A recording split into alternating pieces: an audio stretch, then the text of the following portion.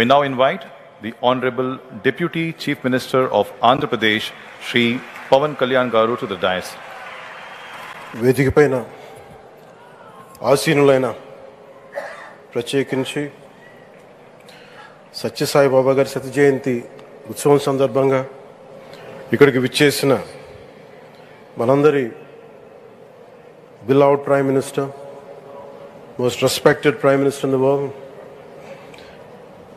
most respected leader in the global stage, Sri Narendra Modi గారికి నా హృదయపూర్వక నమస్కారాలు.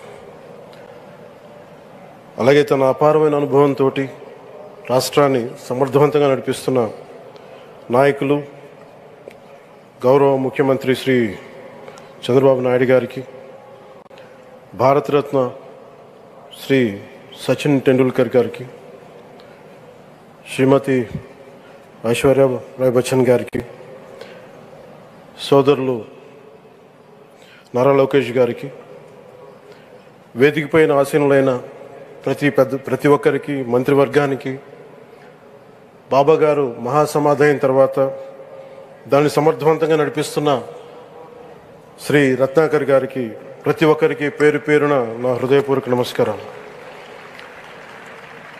ప్రత్యేకించి ఇక్కడికి వచ్చేసిన సత్యజయంతి సందర్భంగా ఇక్కడికి వచ్చిన భక్తులందరికీ, సాయిబాబా భక్తులందరికీ మనస్ఫూర్తిగా మీ అందరికీ నా నమస్కారాలు తెలియజేస్తున్నాను.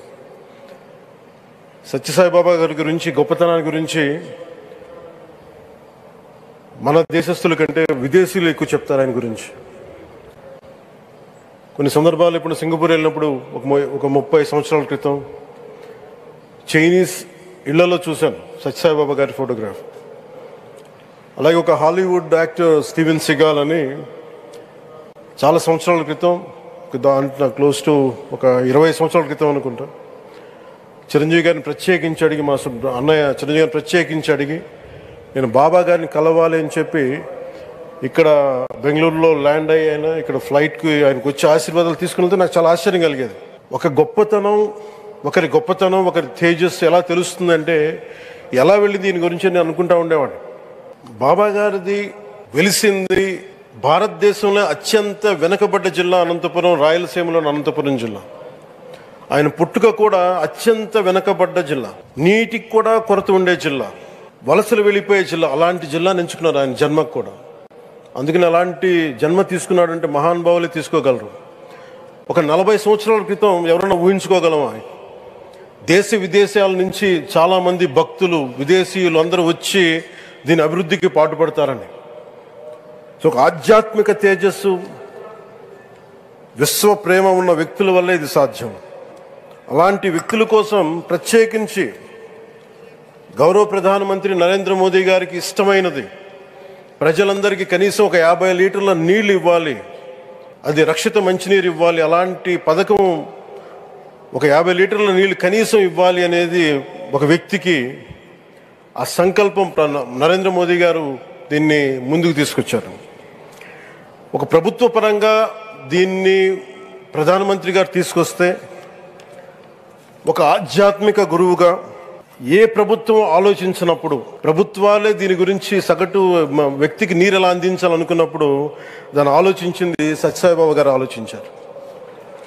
అప్పుడు ముఖ్యమంత్రిగా చంద్రబాబు గారు ఉన్నప్పుడు వారికి ఒకటే చెప్పారండి, నేను ప్రజలకి దాహం తీర్చాలనుకుంటున్నాను. నాకు తెలిసిన భక్తులు, ఒక భక్తులు, ఒక ఆయన సింగిల్ హ్యాండెడ్గా 400 crores 400 కోట్ల రూపాయలు ఈ పథకానికి, సత్యసాయి ఈ పథకానికి ఇస్తాను, దాహం తీర్చే పథకానికి ఇస్తాను అంటే, దానికి ఆ రోజున ప్రత్యేకించి అలాంటి పర్మిషన్స్కి వీటికి కొంచెం కష్టాలు ఉన్నప్పుడు గౌరవ ముఖ్యమంత్రి నారా చంద్రబాబు నాయుడు గారు వీటికి అండగా ఉండి ఈ సత్యసాయి, ఈ దాహం తీర్చే ఈ పథకానికి, అంటే మనం చెప్పాలంటే జల్ జీవన్ మిషన్ అంకురం సాయిబాబా గారు చేశారు ఇక్కడ.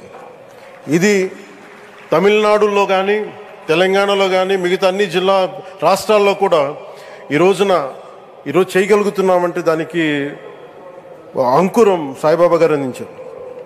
ఆయన సేవ తత్పరత ఆయనది, ఎవరెవరో ఎంతమందో ప్రభావితం చెందారో లెక్కలేదు.